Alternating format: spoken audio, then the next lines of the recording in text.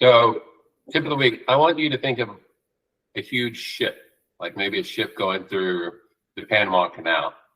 And that you don't want that ship hitting the side of the canal or sinking or getting stuck like that ship did a couple of years ago, right? So that ship has a captain.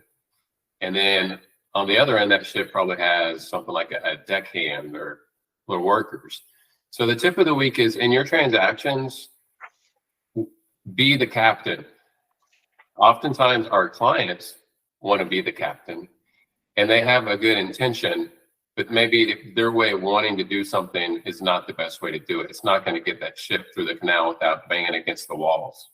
So I'm bringing this up because I've heard or been reviewing listings maybe with other client or other agents, and I asked them, so why are you doing it this way? And they said, well, that's what my seller wanted to do. So that's where you want to step in as the captain and not let them be the captain because you want the deal to go smoothly. So it's just, again, you've heard it before, we educate. So it's a time to step up and educate that client of why maybe that idea could come back to hurt them or hurt the process. So 2 examples, one leasing and one selling. I wrote a lease last week for a landlord client, sent it to him to review, and he sent back the lease along with a page full of rules for the tenants to follow. And they were sternly written. And each rule had punishment along with it if the tenant didn't follow it. So I could not be a captain and just include that with the lease and send it to the tenants to sign. But in educating the landlord, I'd let them know this could come back to hurt you. One, tenants don't want to be talked to like they're children and given a bunch of rules. They are less likely to renew, which is going to cost the landlord more money. He's going to have to put it back on the market. And from my experience, when you give tenants a lot of rules, they end up breaking more rules. So also 95% of what was in his list of rules is already in the lease. So he had a good intention. He didn't want tenants messing up his house.